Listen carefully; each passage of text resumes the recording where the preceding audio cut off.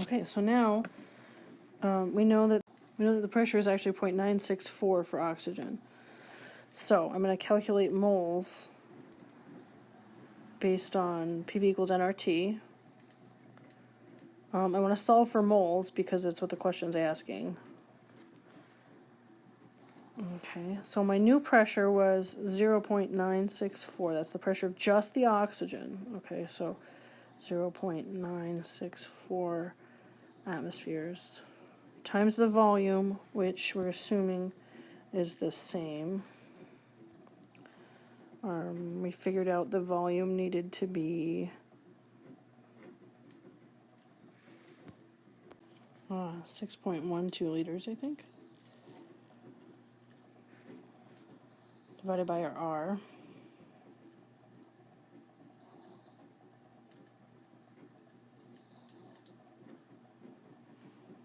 Times the temperature. So our temperature was 296.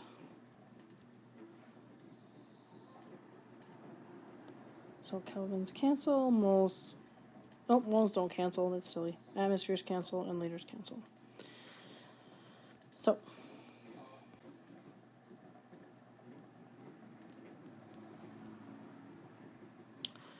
So we actually collected 0.242 moles of oxygen, and the question is the vapor pressure significant or not? So we go look back, and we were supposed to, here it says at the top, we were supposed to collect 25 moles, but we only collected 0.24.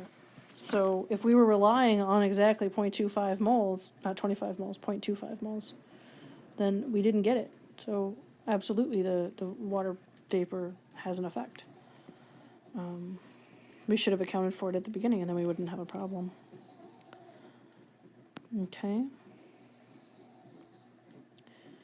All right, so this next question is all about intermolecular forces. So again, just to remind you, the process is to ask whether it is ionic or not. So I always go from the strongest intermolecular force to the weakest.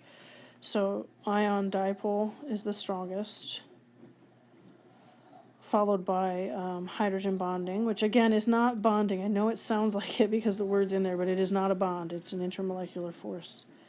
And then we have dipole. And if we get all the way through those three and it doesn't have any of them, that just leaves dispersion. The long name for that is London dispersion forces, which most people just abbreviate. Okay. So for 8A, I'm going to ask myself, okay, so we got water. It's just oxygen and hydrogen, right? So I'm picturing the Lewis structure here. So I'm thinking about whether this molecule is polar or nonpolar. So it's asymmetric. It's a bent molecule, so it's polar. It's not an ion, so we can eliminate that. Oh, but it can hydrogen bond because things with OH, FH, and NH, those are capable of hydrogen bonding. So this has, in fact, 2 hydrogen bonds. So we're going to write hydrogen bond. That doesn't say 11 bond, it's supposed to say H bond. Okay. All right. And so the next one is not an ion. There's no metal in there. It's just CH4. There's no charge, so it's not an ion. It's CH4 is a carbon with 4 hydrogen around it. So that would be 4 domains, which means it's a tetrahedral molecule, which means it's symmetric. So it is nonpolar. So that means it can't have hydrogen bonds since it's not an OH, FH, or NH. And it's not a dipole because it's a nonpolar molecule. So LDF it is. Everybody has LDF. It's just that nonpolar complexes are only have LDF. They don't have anything else. H2SO4. So when we were talking about this before, we had Lewis structures that looked kind of like this. Sulfate. And then the H's connect to the hydrogen. So that's our structure. There's a bunch of electrons that are missing, but you get the idea anyway. Okay. So that's a hydrogen bond because OH counts as a hydrogen bond. Cool. And then IF4, oh, that has a 4 minus. Okay, that's supposed to be, 4 Fs and a minus. And that's an ion because it's got a negative charge, so I'm going to guess that if it mixes with something else, it would do so by being, ion dipole. All right. So I think this is the last question, and it's kind of a similar process. In order to tell which one has the highest boiling point, you need to know which one has the strongest IMF. So I kind of undergo the same process as what I just did for these two, and whichever one has the stronger force is the winner. I mean, it's not a contest, but you know what I mean. So CH3OH we drew earlier. There's 3 H's hanging off this carbon. And then an OH also hanging off of it. That's hydrogen bonding, which is pretty strong. And then CH4 is this one. This is tetrahedral, nonpolar. All the atoms are the same on it, unlike this, which is different and capable of hydrogen bonding. The CH4 is not capable of hydrogen bonding, so it's nonpolar, which means that its forces are LDF. That means that methanol, CH3OH, has the higher boiling point, and it does, by far. So in fact, CH4, methane, is a gas at room temperature. It's natural gas. Whereas methanol is a liquid at room temperature. So definitely a difference in boiling point. Easy to get methane to boil, not so easy for methanol. Although not really hard, because it's a pretty small molecule. So we're going to pick methanol.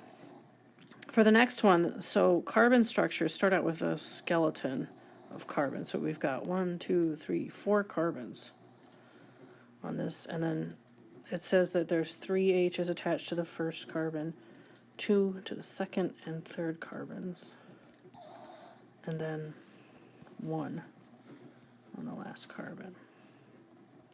So there's our structure.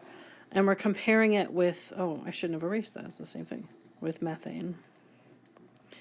So both of these are hydrocarbons, which means they are both nonpolar. Anything made out of purely carbon and hydrogen is nonpolar because each carbon is tetrahedral, and so they are the charges are balanced.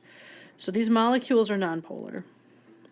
That means they have London dispersion forces. So then I just need to figure out which one has stronger LDF. And we said anything with more surface area or a higher molecular weight has stronger LDF. So in this case, it's going to be this big long molecule, which is called butane. It's lighter fluid. And I know, since now knowing that that's lighter fluid, I know that that has stronger forces because lighter fluid is a liquid and methane is a gas. So you got to have higher forces if you want to stay in the liquid phase. We just drew sulfuric acid, but I'll do it again. And we identified that as having hydrogen bonds because of the OHs. There's also a really strong dipole, like there's a lot of oxygens around, so that's a lot of charge. But the OH bonds are what really make it the most active in terms of intermolecular force. And then HCl, we had an example of HCl as the dipole where it points from the hydrogen to the chlorine. That's not a hydrogen bond because it's not OH, NH, or FH, so that means it's just going to be dipole-dipole. Generally speaking, hydrogen bonds are stronger than dipole-dipole, but there's also 2 hydrogen bonds here, so that makes this much, much stronger. So I'm going to pick that one. Okay, so hopefully this helped you out. Feel free to send me any questions that you may have.